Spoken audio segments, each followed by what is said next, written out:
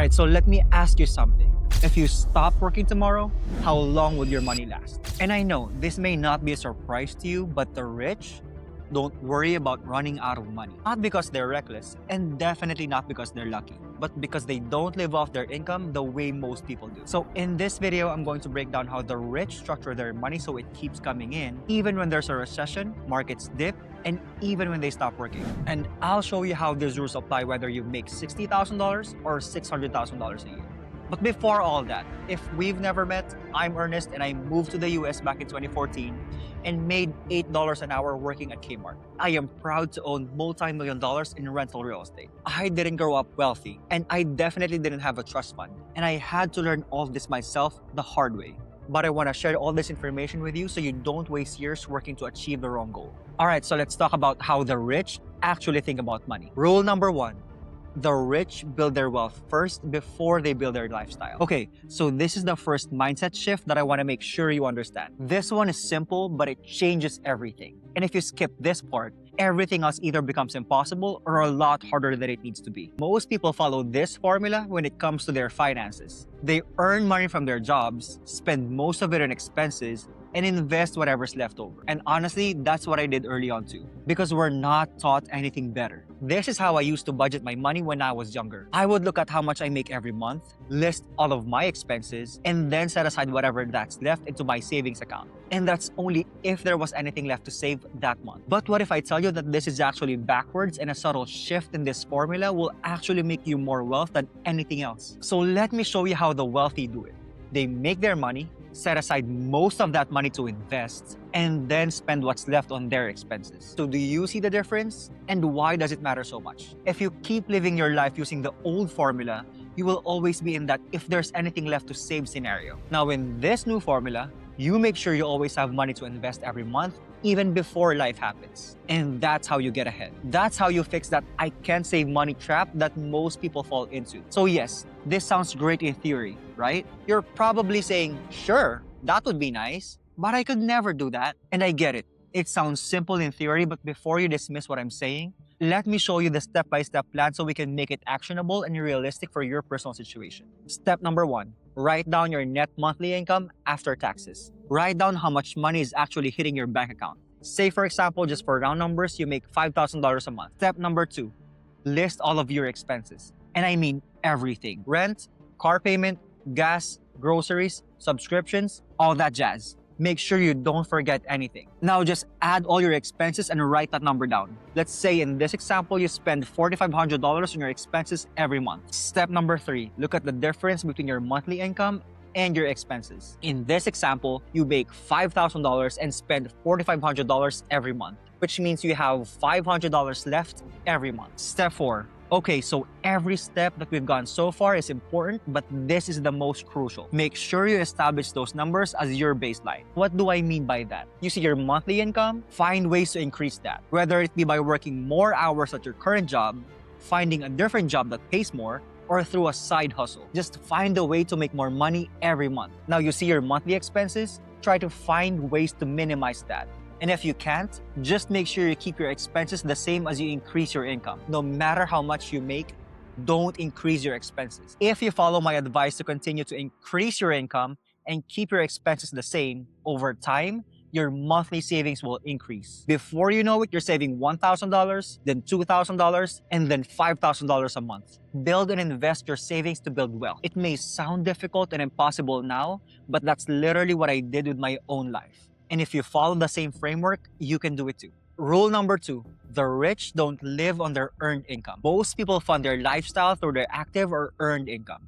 If they stop working, the paycheck stops, and so does the money. The rich don't live that way. They live off the income their assets produce and not their salary. Their income comes from cash flowing businesses, rental income, and dividends. That means money keeps coming in, whether they work this month or not. And when I say cash flowing businesses, I'm talking about businesses that make money without you having to trade hours for dollars every single day. Yes, there is an upfront cost and a lot of work to set it up, but once the system is in place, the business could generate income even when you're not actively working that week. And that's the key difference. The business becomes the worker, not you.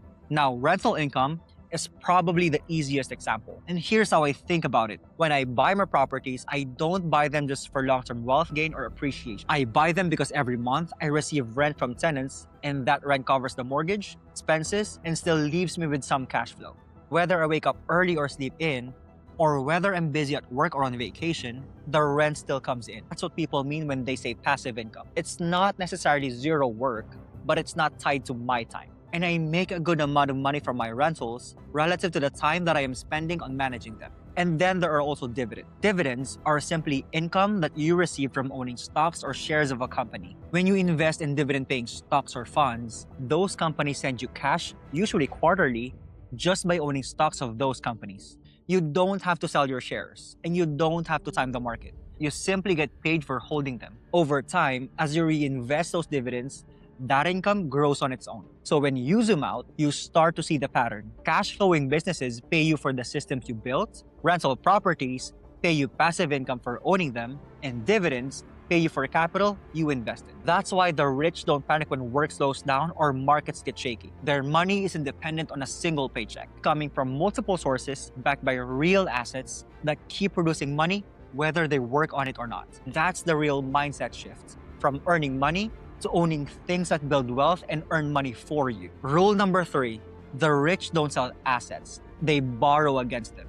This is the one that sounds crazy at first. But the rich don't sell assets to fund their lifestyle. They borrow against them. Why? Because when they sell an asset, not only do they lose the income they receive and on the future growth of that asset, they have to pay taxes on the capital gains they receive from the sale of that asset. Instead, they borrow against the asset. And because that money is an income, it's literally a loan, they don't have to pay taxes on it. And since they didn't sell and still own the asset, they continue to receive income and take advantage of the growth of that asset. One famous example of this is Elon Musk. Elon Musk doesn't fund his lifestyle by selling his stocks at Tesla or SpaceX. Most of his wealth is tied up in shares, so if he sold them, he'd lose future growth, give up control, and pay massive capital gains taxes. So instead, he borrows against his shares. Banks lend him money using those shares as collateral. And since that cash he receives is an income, it's not taxable. And because he didn't sell the stock, he still owns it.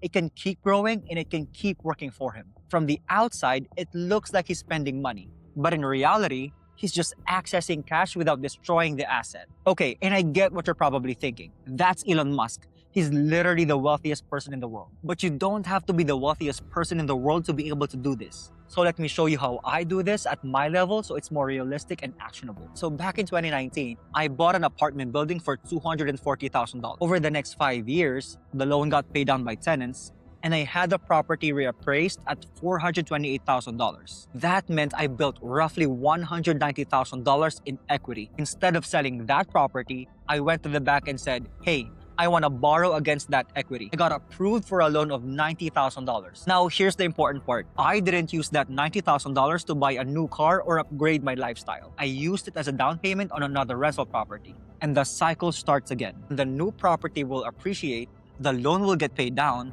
and I'll build equity again. And then I'll borrow against that equity and use it to buy another property, and then another, and then another. And that's how the rich compound wealth.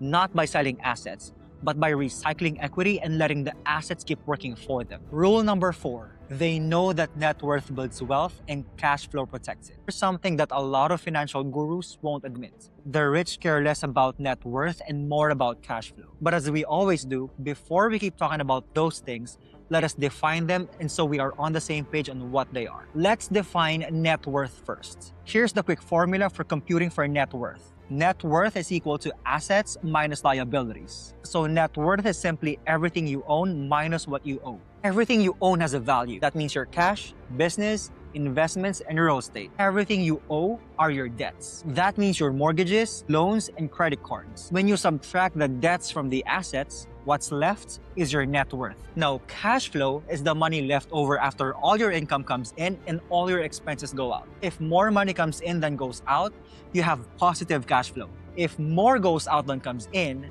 you have negative cash flow. A lot of gurus in the personal and finance space like to track their net worth because it's the easiest and simplest way to measure overall financial progress. If your net worth is going up over time, whatever you're doing is working. If it's flat or going down, it immediately lets you know that you need to adjust. And personally, I track my net worth too. About every 6 months to a year, I update a spreadsheet where I list all the properties that I own and the mortgages tied against them. I also include my savings and retirement accounts so I can see everything in one place. And if I feel like my net worth isn't growing fast enough, which honestly is almost always the case for me, I make adjustments. I look for ways to increase it, whether that means spending less or increasing my income so I can save and invest more.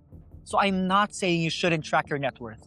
You absolutely should. But don't stop there. Make sure you're also tracking your cash flow. The wealthy understand this because net worth alone doesn't pay the bills. Cash flow does. Cash flow pays for your lifestyle and lets you reinvest without ever having to sell your assets you worked so hard to build. Because you can have a high net worth on paper and still be forced to sell great assets at the worst possible time if you don't have enough liquid cash flow. And this is why cash flow is so important. Cash flow gives you stability. It covers your lifestyle.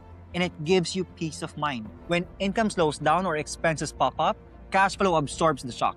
You're not scrambling and you're not forced to sell assets. That's why the wealthy focus so heavily on it, because cash flow allows you to hold on to the wealth you've built without losing the system that created it. And if you want help applying what we just talked about to your own situation, I do offer one-on-one coaching. I leave a link in the description below if you want to see whether it's a good fit for you.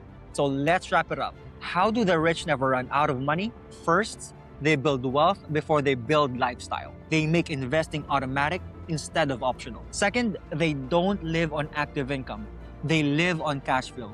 Their money comes from assets that keep producing whether they work or not. Third, they don't sell great assets to fund their lifestyle. They borrow against them, recycle equity, and let those assets keep growing.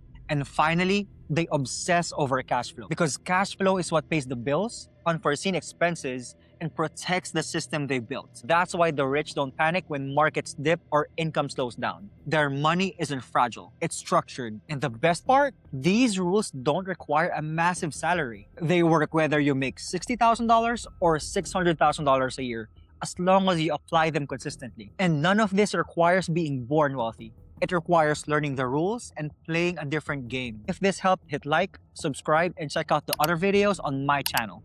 Here's to your success. Keep learning, keep investing, and make your money work for you.